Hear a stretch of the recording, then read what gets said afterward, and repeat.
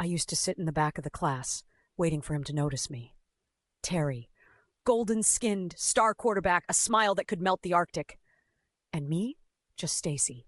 Plain, forgettable Stacy. I wasn't hideous. At least that's what my mom said. But in a sea of glowing, confident girls with waist-length hair, snatched waists, and lips like juicy cherries, I was a blink-and-you-miss-it type. Terry never looked my way. Not once. It hurt. More than I'd ever admit to anyone. Every morning, I would spend hours picking an outfit, painting on layers of makeup, forcing my hair into glossy curls. But it didn't matter. I was invisible to him. One day, after another crushing non-glance from Terry at lunch, I locked myself in the bathroom stall, knees pulled up, sobbing quietly. I hated my life. I hated feeling boring. I hated being nothing. That's when I made the decision. I was going to change. Everything, no matter what it took. My friends Keisha and Tiff begged me not to. "Girl, you're beautiful the way you are!" Keisha cried. "You don't need to mess with your face or your body," Tiff said, touching my shoulder. But their words meant nothing. They didn't know what it felt like to be invisible, to live in the shadows while everyone else basked in the spotlight. I spent nights scrolling through Instagram, screenshot thick lips and arched brows. Baddies. I wanted it all. The impossibly smooth skin, the perfect nose, the captivating eyes. For my 18th birthday, while my friends posted balloons and cupcakes, I booked my consultation.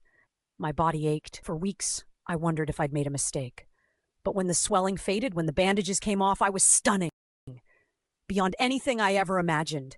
Perfect curves, flawless skin, luscious lips, model cheekbones. I posted my first post-surgery selfie, hair cascading down my shoulders, hip cocked, lips glossy. Within hours, I had over 10,000 likes. People I barely knew flooded my DMs. "You're so gorgeous! Stacy, you're queen! Girl, you snapped!" And Terry, he followed me. Liked the pic. Sent me a flame emoji. For the first time in my life, I wasn't invisible. I was the sun, and everyone revolved around me.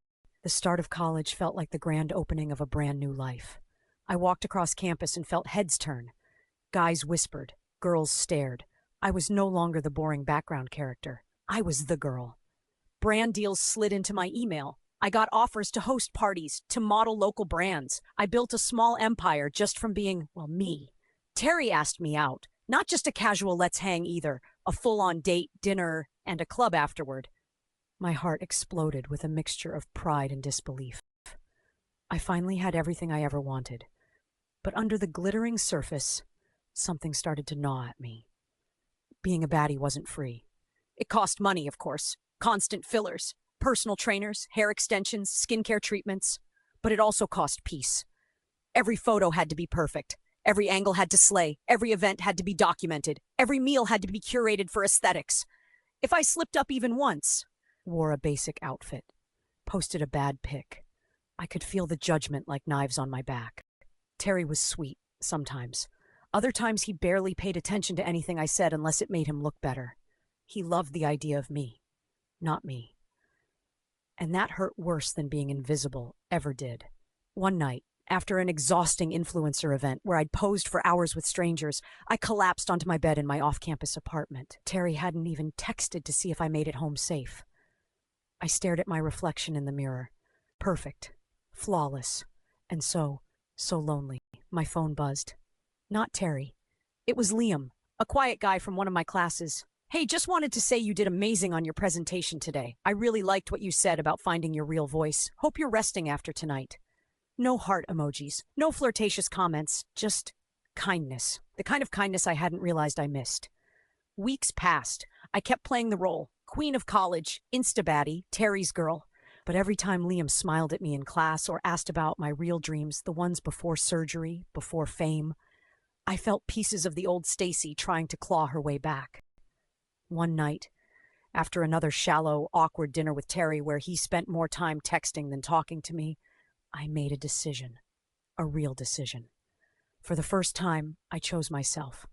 I broke up with Terry that night, blocked him before he could even try to slide back in with a "ooh up" text. I stopped posting perfect photos every day.